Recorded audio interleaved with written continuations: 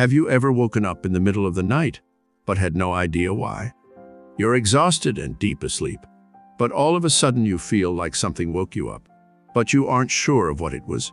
If this has ever happened to you, don't worry. You are not alone. In today's video, you are going to find out the real reason why God wakes you up at night and what it means. But before that, please make sure to hit the like button and subscribe to our YouTube channel.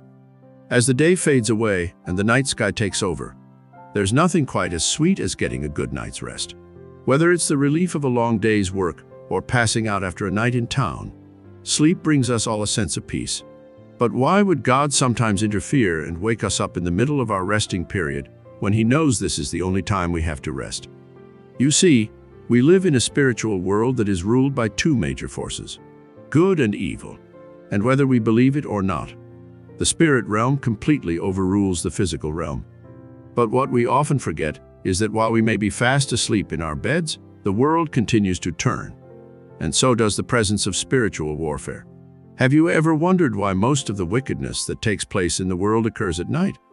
Did you ever wonder why darkness is often associated with evil? That is because the devil finds nighttime as the best time for him to carry out his mischievous activities and go undetected.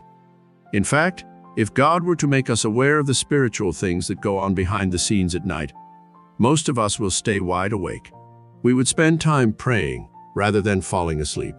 1 John 5:19 tells us, "And we know that we are of God, and the whole world lieth in wickedness." When God wakes you up in the middle of the night, it is because He wants you to pray and counter such evil forces ganged up against you. In Matthew 13 verse 25, the Bible tells us, "But while men slept, his enemy came and sowed tares among the wheat, and went his way." In other words, during our slumbers, the devil is actively working to bring chaos and destruction into our lives. It's to counter this silent but evil agenda that God wakes us up unexpectedly in the night. It's His way of sending you a warning of what's happening in the spiritual realm you can't see. It may seem unexpected and disruptive, but there is a reason for it. Just like the parable of the wheat and tares, He knows your enemy is always prowling and looking for a way in. He's trying to protect you and keep you safe, even when you don't realize it. He understands your vulnerabilities and can see when you are in danger. He watches for the enemy's schemes, ever vigilant and ever present, to make sure no harm befalls you when you are asleep. This is how it works. The devil knows that at night we are most vulnerable whilst we are asleep. He knows that a sleeping man cannot pray whilst he is asleep. He knows a sleeping man cannot read his Bible. He also knows a sleeping man isn't conscious of his surroundings. So at night, when it's dark and the world is asleep, this is when the enemy or the devil chooses to do his work. At the same time, this is when God begins to prompt you to wake up and pray. Because the best time to catch a thief is when he is in the act of stealing. In fact, at the time God wakes us up to pray at night is when the devil will most likely want to make us feel all the more sleepy. Have you ever wondered why you feel much more sleepy when it comes to waking up to pray? Remember how the disciples of Jesus also fell heavily asleep in the Garden of Gethsemane just before Jesus was arrested? It isn't a coincidence that the time you feel most sleepy is when you really have to pray. If you were to wake up at that same time to check your phone or reply to a text, you wouldn't feel so tired or sleepy. But when it comes to prayers, the devil makes sure to attack you with an intense desire for sleep. You feel his arms around you, whispering sweet but empty promises of rest. He tempts you to stay in bed, telling you that praying can't possibly make much of a difference anyway. He tells you there is no need for you to cut your sleep short just to pray.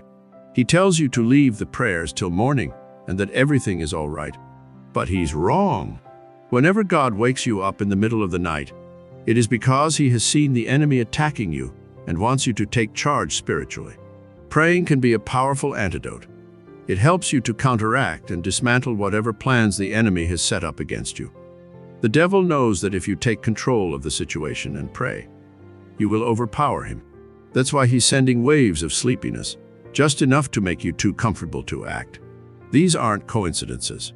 He knows there is power in prayers, and he wouldn't want you conducting any spiritual activities that will hinder the plans he has against you. Waking up to pray might be a difficult feat, but those who heed God's call are rewarded with spiritual victory. The more sleepy you get, the more effort you should put into your prayers. As you begin to pray, and as your voice rises, so does his resolve. He knows his plans have been thwarted, and that with your prayers, his insidious plans have been exposed. The truth is, many people find themselves presented with a lot of problems in their day-to-day lives, but what they often fail to realize is that God might already have woken them up once or twice to pray. He may have even made known to them their troubles in advance through dreams and visions, but they just weren't mindful enough to take action. In Job 40 verse 4, it says, "Once have I spoken, but I will not answer. Yea, twice, but I will proceed no further." This reveals that God speaks to us often, but we just don't pay attention. Don't let ignorance be the downfall of your faith. Obey that prompting to rise at night and pray diligently every time. You'll find yourself victorious over every hidden enemy in ways you could never have imagined. In the Bible, Peter was held captive in prison, awaiting execution the following day. It was during the night that an angel broke into the prison and woke the apostle from his sleep. When Peter noticed the open prison doors, he was naturally intrigued. He didn't know he had been given a herald of his Lord, and quickly realized this was his one chance of freedom. He took heed and followed the angel out of the prison, and his obedience resulted in him being set free, avoiding certain death. Most have made excuses claiming they're too tired or they're not feeling like praying. But Peter understood that obeying the Lord is better than comfort.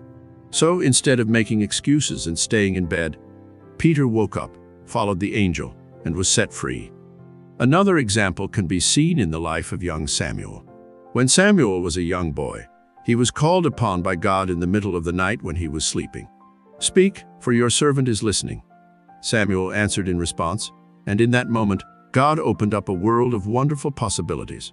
Had Samuel chosen to be lazy and slept instead, he might never have risen to be the great man he was. It's clear from this story that when God wants us to wake up at night and pray, we need to lean into our faith and obey his call. This doesn't mean we should always stay up all night praying, but it means if God prompts us to, we should. It can be tempting to just roll over and go back to sleep when we are awoken at night, but it is important to take these moments seriously and listen to what God may be trying to tell us. As much as it may be tempting to stay in bed and sleep, the importance of following his direction is obvious. You might wonder why God sometimes chooses nighttime instead of the day to give us these promptings. But the truth is, God can prompt you at any time, be it day or night. During the day, we often become too distracted in our activities to both hear God's voice and recognize spiritual dangers. But when we sleep and the devil begins to set up his plan, God can open our eyes to see the truth better than ever before. Even if it is just a few minutes of prayer, it can make a huge difference in our lives and in the spiritual battle being waged against us. But we must not forget that if we refuse to make time for God, we have already lost the battle. It takes time, focus, and commitment. But when you make it a habit of rising up in the stillness of the night to connect with God, unseen spiritual battles can be won. You will be amazed by how much a few moments in the presence of God each day can do for your spirit. Every time you wake up, speak to God first just before you pick up your phone or speak to your friend, because only He alone can guarantee you a safe life, mentally, physically, and spiritually.